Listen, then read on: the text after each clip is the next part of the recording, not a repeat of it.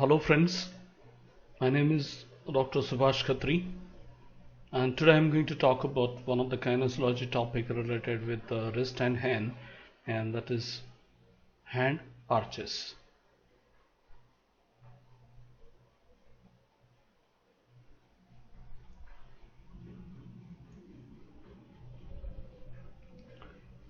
To begin with,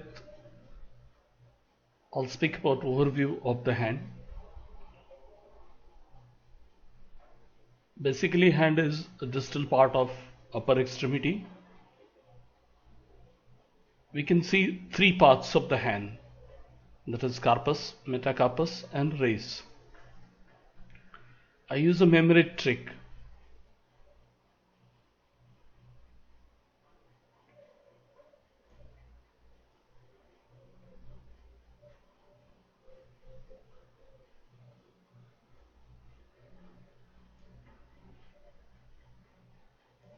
And that memory trick is very simple. I call it as RMC.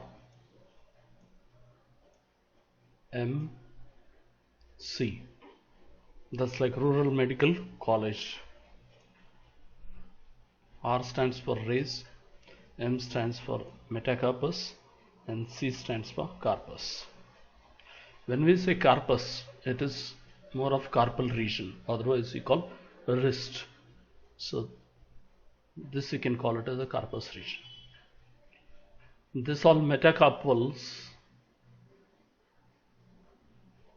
you can call it as a metacarpus region, and all these fingers, this you can call it as rays.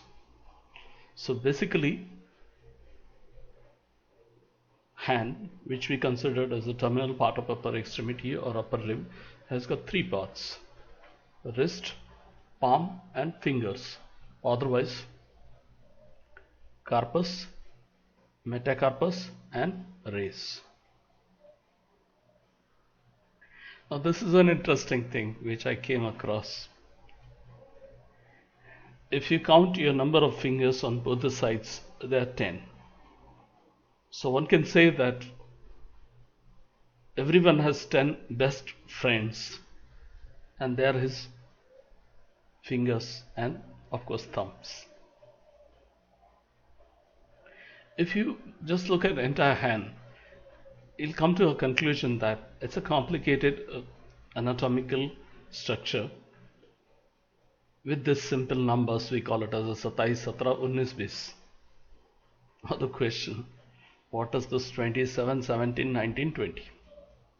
Okay, 27 is number of bones, so I write here B.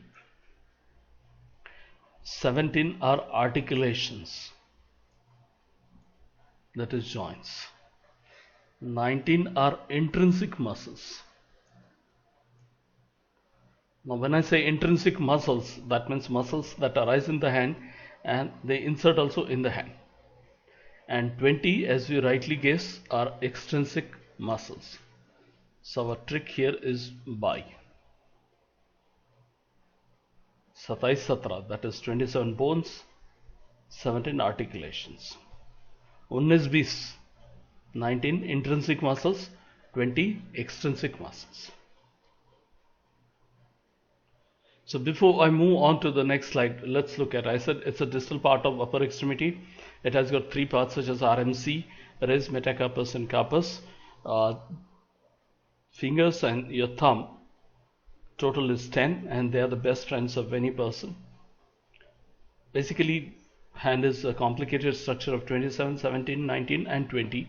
27 bones, 17 articulations, 19 intrinsic muscles and 20 extrinsic muscles.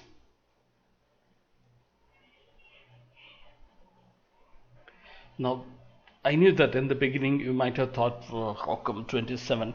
So let's look at this entire calculation. You have 8 carpal bones, okay, then you have 5 metacarpals and you have 17 phalanges. If you add this, the number comes as 27. So this is the subdistribution of that number 27. Of course, in carpal you can see that this line has 4 and this line has 4. We can call this as proximal and this as distal.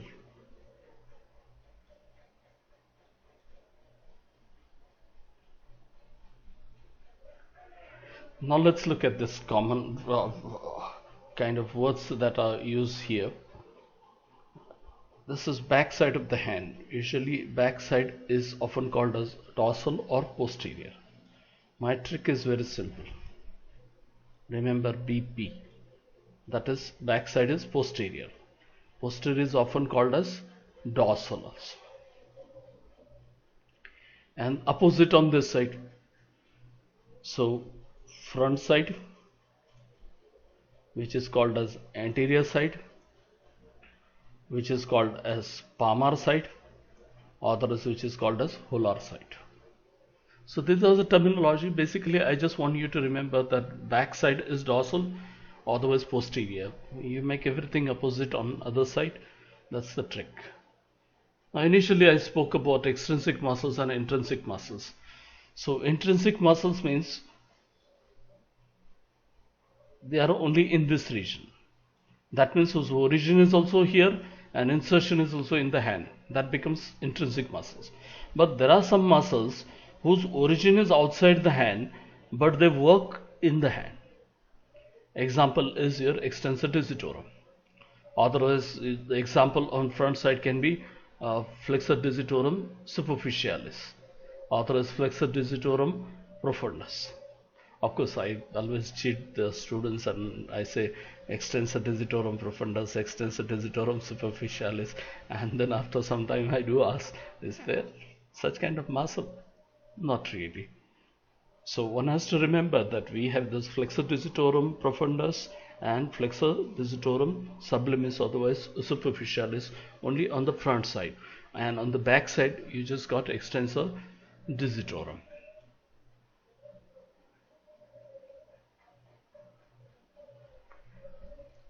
Now, hand is considered as a vital part of upper extremity as well as human body.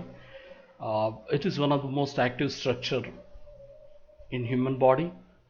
We perform thousands of activities of daily living with the hands,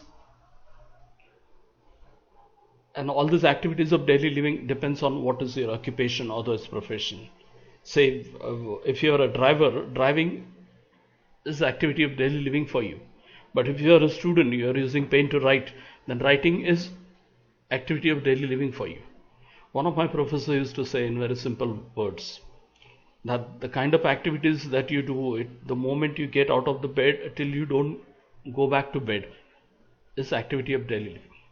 Of course, we are funny student and we used to say, sir, what about the activities in the bed? Are they also ideal? Okay, that was fun. But then what I mean to say is, in the morning when you get up, you try to turn to one side, then get up and stand. You go to wash basin, you start brushing your teeth. That's activity of daily living. You go to bathroom, take bath. That is activity of daily living. You change clothes. That is activity of daily living. Likewise, anything that you do as a human being, as a part of your day-to-day routine, we call it as activity of daily living. And thousands of ADL can be done with the hands. A person, otherwise a patient who has got problem in the hand, has got basically three kind of losses: physical loss, functional loss, as well as cosmetic losses. Cosmetic, that is appearance; functional, that is ability to perform the functions such as say using a hammer, using a pen, using steering; and physical loss, that is loss in terms of the strength, sensation, and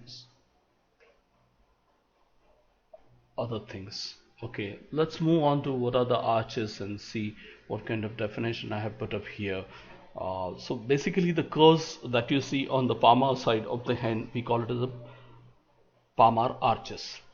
If you carefully look at your palm, you'll find that your palm is not flat. It has got like mountains and valleys, otherwise ups and downs, otherwise you can see some eminence and depressions.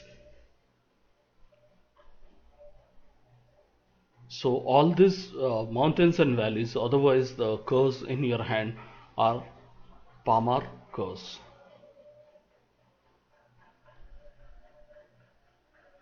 Now, what are these types of palmar arches? I always have a trick before I speak about this, and I say that one of the best way to remember this palmar arches is just abbreviation LOTA.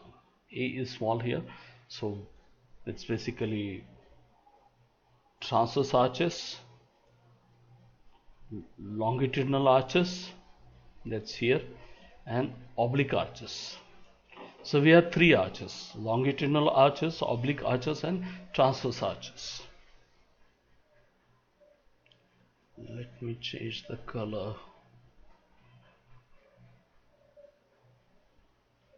Okay, so the kind of arch that you are going to see here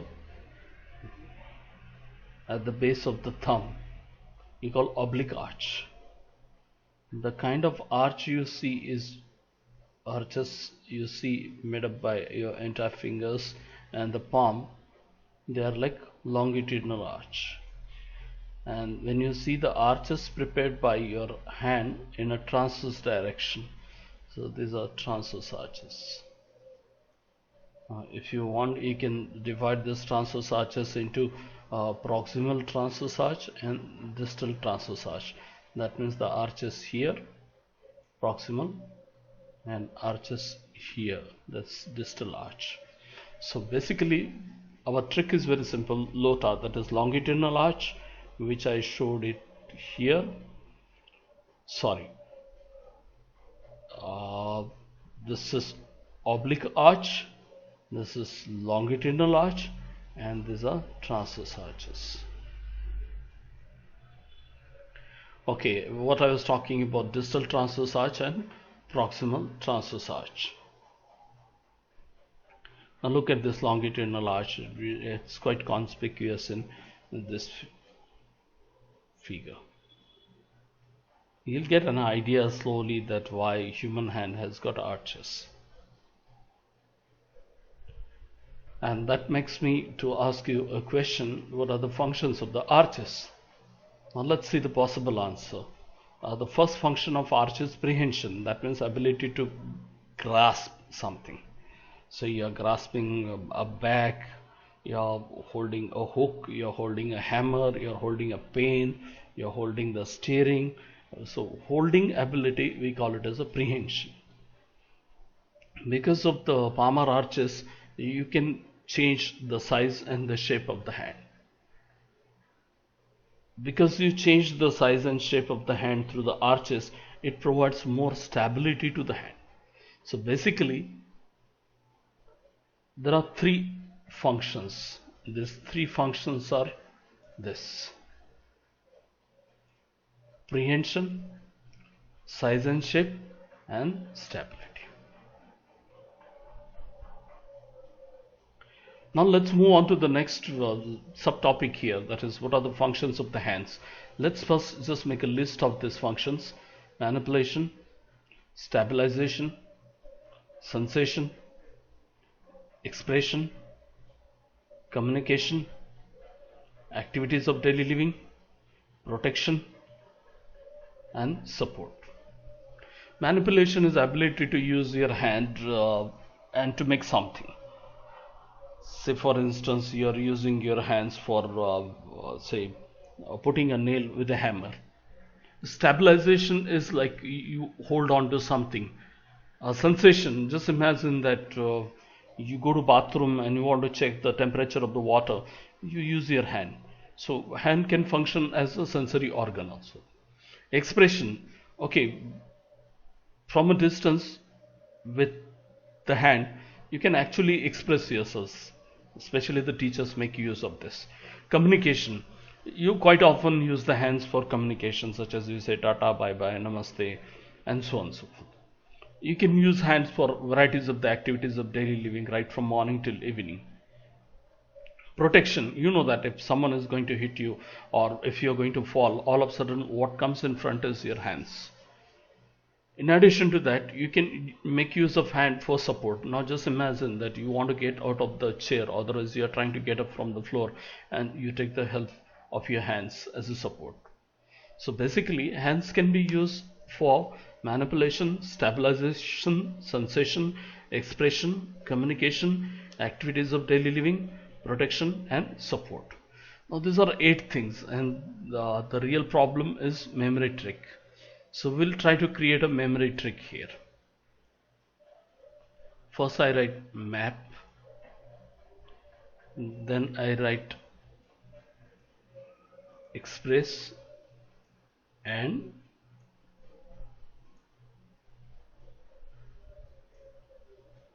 communicate 3S. Now map, manipulation, activities of daily living, protection. Express for expression, communication, and 3S are for stabilization, sensation and support. So our memory trick is very simple. Map, expresses and communicate 3S. 3S are stabilization, sensation and support. MAP stands for manipulation, ideal and protection, and another two were expression and communication. So our trick is very simple. Map, expresses and communicate 3S. And here is the list of 8 functions of the hand. Now let's move on to the kinematics. So otherwise the study of movements are related with the wrist and the hand.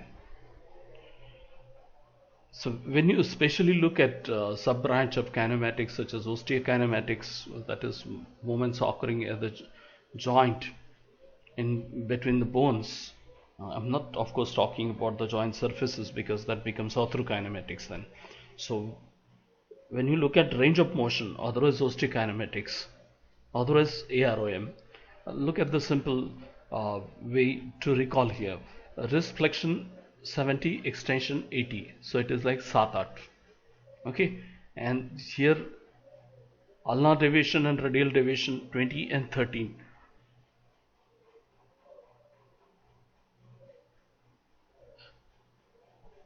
Finger MP flexion is 90, extension is 45 degree. Finger PIP is 100 and extension is 0. Finger TIP is 90 and extension is 0. Thumb carpometacarpal joint flexion is 15 degree and thumb CMC joint extension is 20 degree. Thumb CMC abduction is 70 and thumb interphalangeal joint flexion is 80, extension is 20.